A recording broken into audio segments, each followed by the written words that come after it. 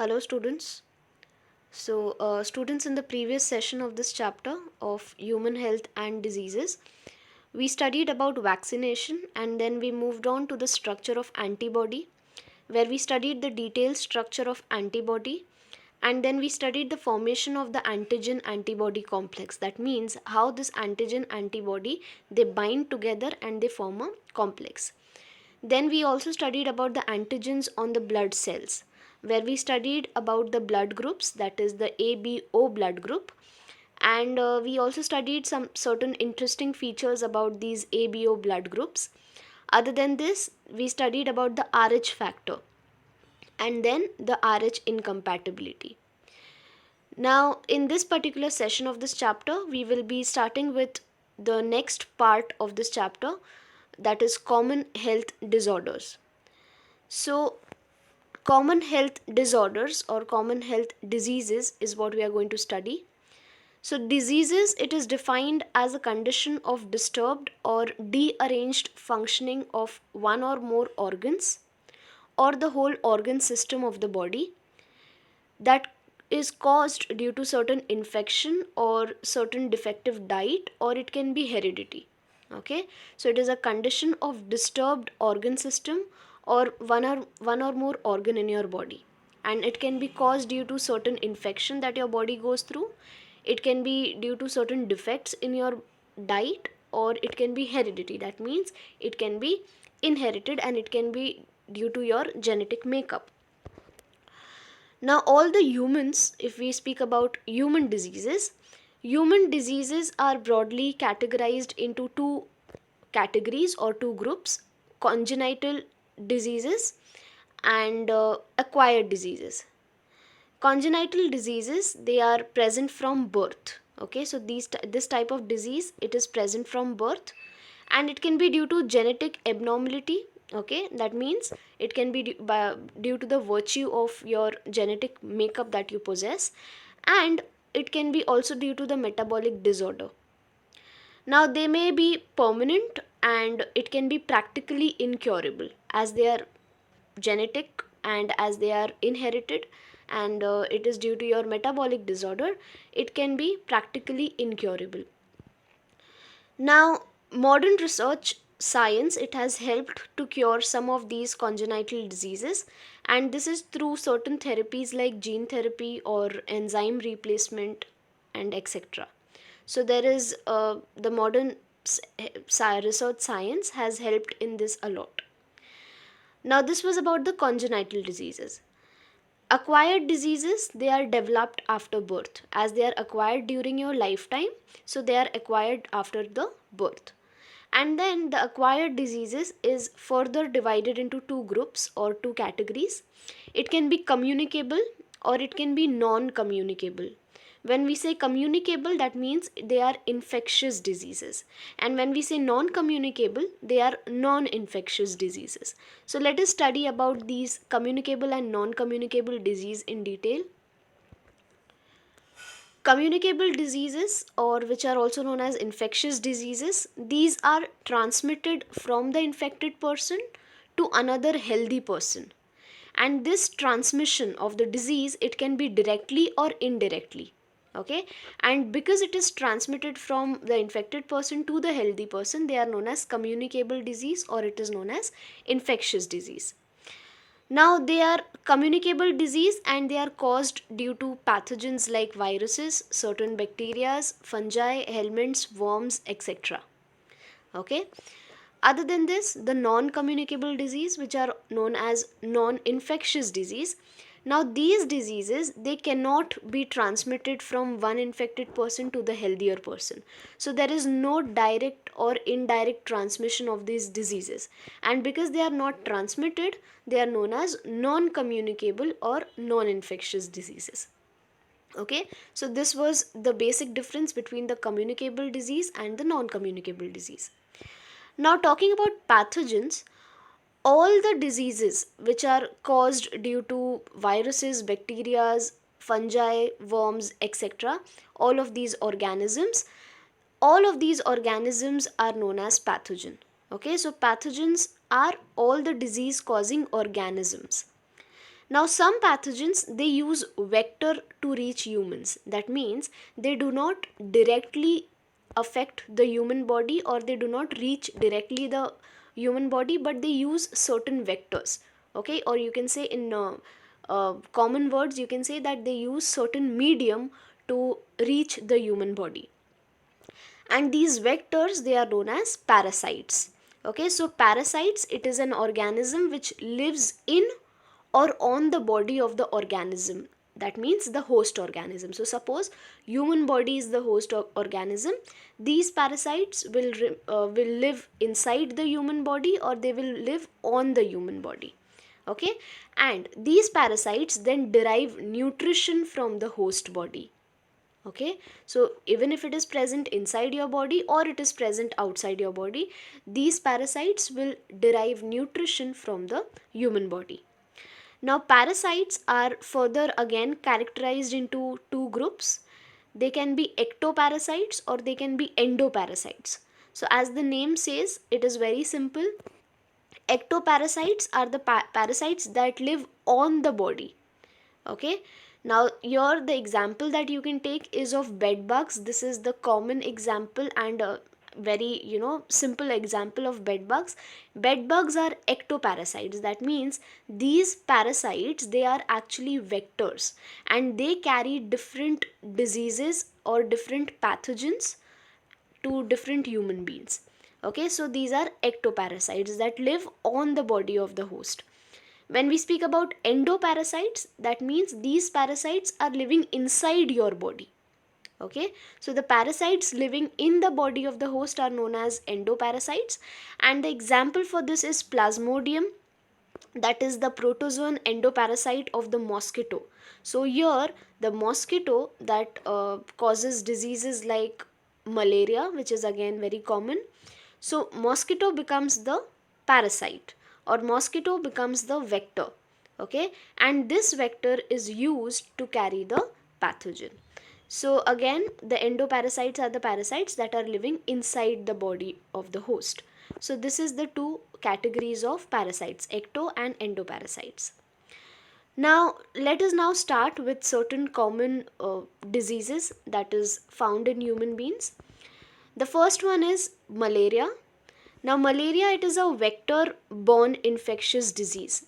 Again, when we say vector borne, here the vector is mosquito. That means mosquito becomes the medium to carry this infection. Okay, and it is caused by an organism that is a protist, that is Plasmodium. So Plasmodium is carried by the mosquito. Now there are four species of Plasmodium. It is Plasmodium vivax, Plasmodium ovale, Plasmodium malaria, and Plasmodium falciparum.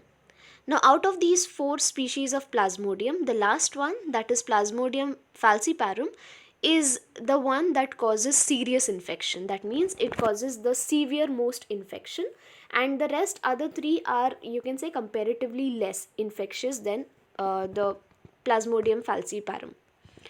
Now based on these four species of Plasmodium, the malaria again are of four types.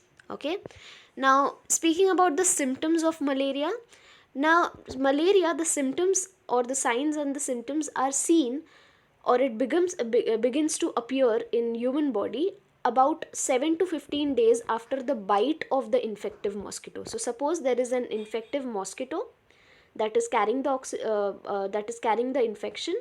If the mosquito bites the human body or the organism today, the symptoms will be begin to seen after 7 to 15 days. Now initial symptoms are very common, like fever, headaches, and there are chills.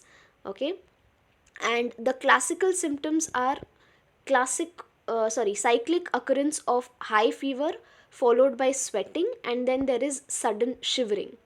Okay, and this cycle of high fever and then sweating and then shivering, this continues for 4 to 6 hours. Okay, so it reoccurs every 2 to 3 days. So these are the classical symptoms. Then other than this, there is vomiting and convulsion, and arthralgia, that is joint pain, anemia due to rupturing of RBC again. Then there is hemoglobinuria and hepatomegaly, that is liver enlargement.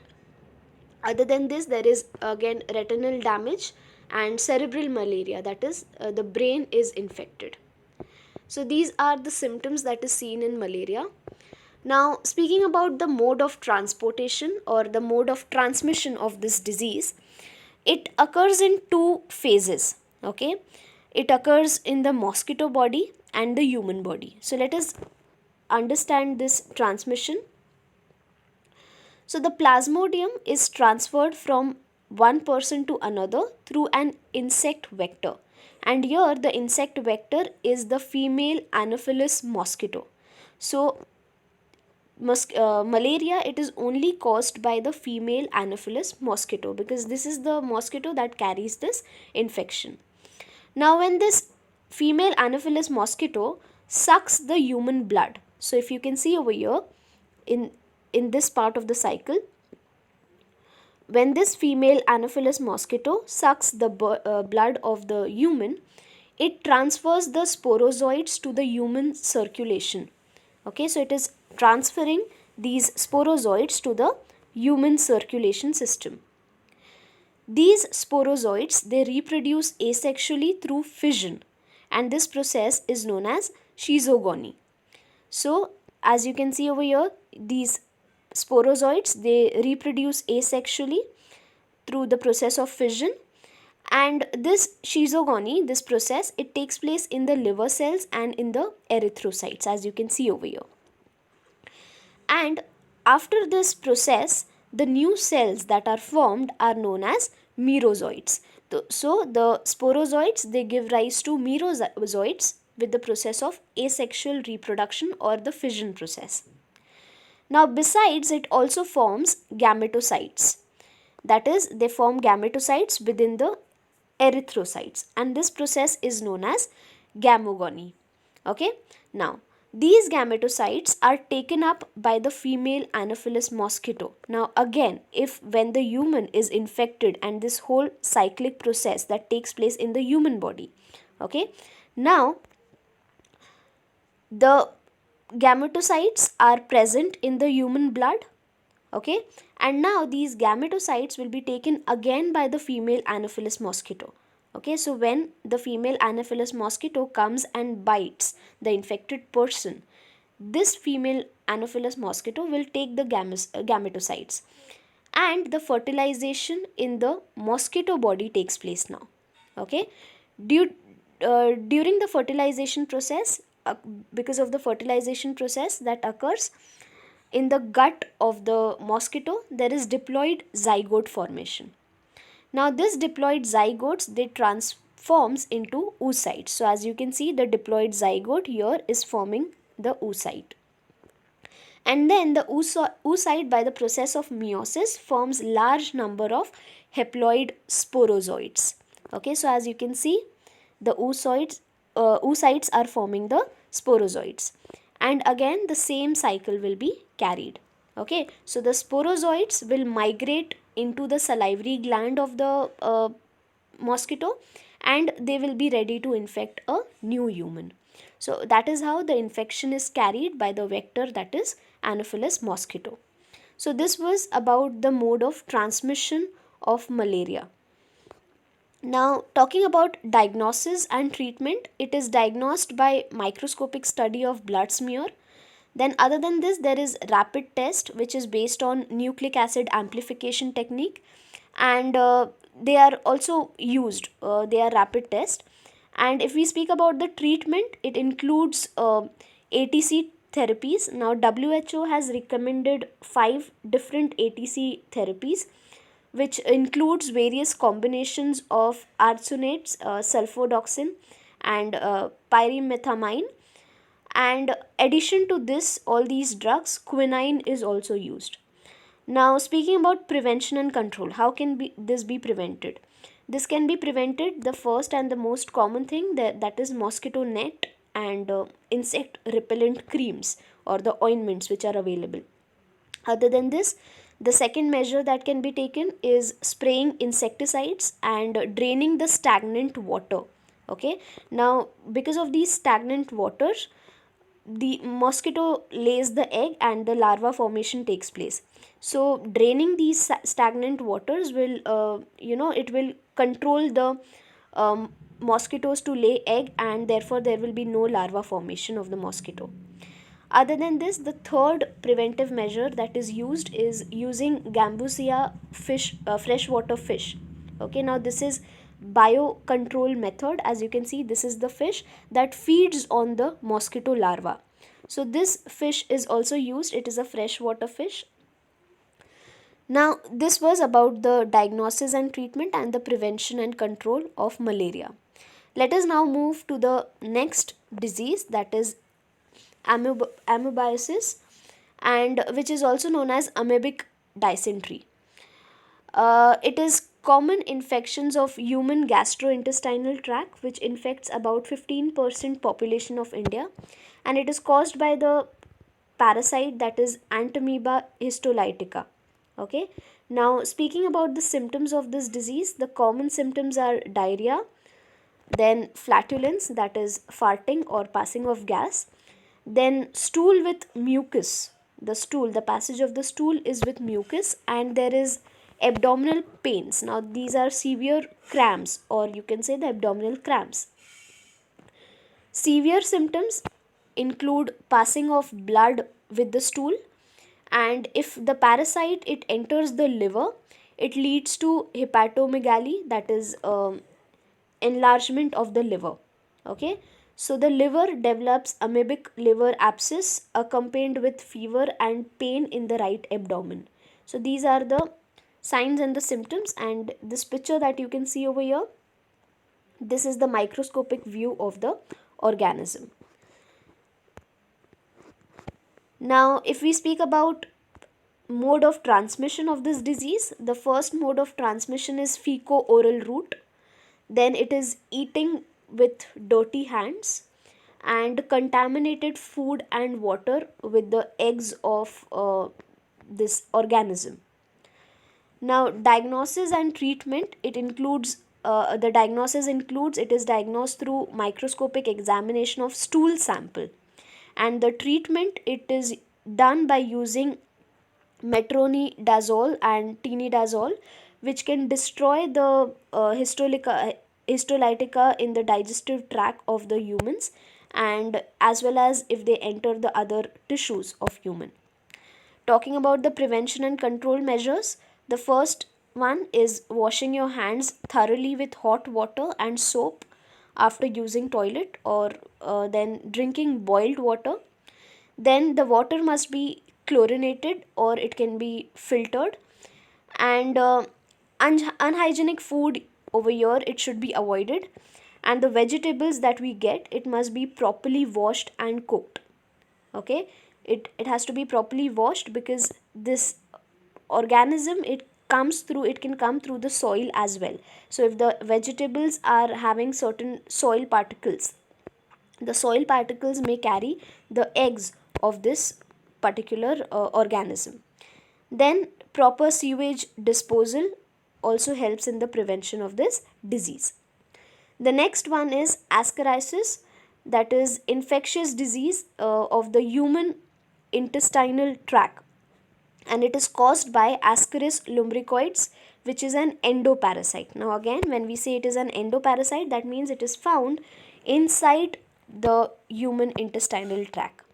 Signs and symptoms of this disease, the first sign is gastrointestinal discomfort, that is accompanied by vomiting and fever. Then presence of live worms in the fecal matter. So there are live worms that are found in the fecal matter. Other than this, there is pulmonary disorders that occurs in some patients. Then pneumonitis. The spelling is wrong. It has to be pneumonitis. Okay, it is pneumonitis. That is inflammation in the alveolar wall. That means there is certain inflammation in the tissues of your lungs, in the alveoli. So this is one symptom. And then there is loss of appetite and weight loss, And the last symptom is eosinophilia. That means the number of eosinophils, it increases. Now eosinophils, they are the WBCs, okay, and the types of WBC cells which increases when there is certain infections due to parasites. So the this is, you can say, this is one of the sign, or it is one of the signal, that if the eosinophils have increased in your body, that means there are certain infections that the body is going through. The mode of transmission. Now the main mode of transmission is food and drink. Okay, so it the contaminated if the food and the drinks are contaminated with the eggs of these worms, so this is the main mode of transmission. Okay, so the eggs, they hatch inside the intestine of the host. So if you can see in this cycle over here, the fertilized eggs in the fecal matter, they enter the soil and they contaminate the food.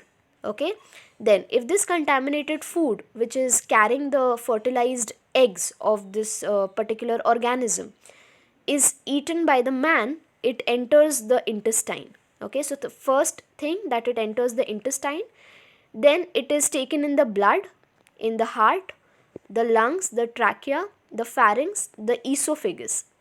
So now the eggs, the fertilized eggs, have been reached the esophagus.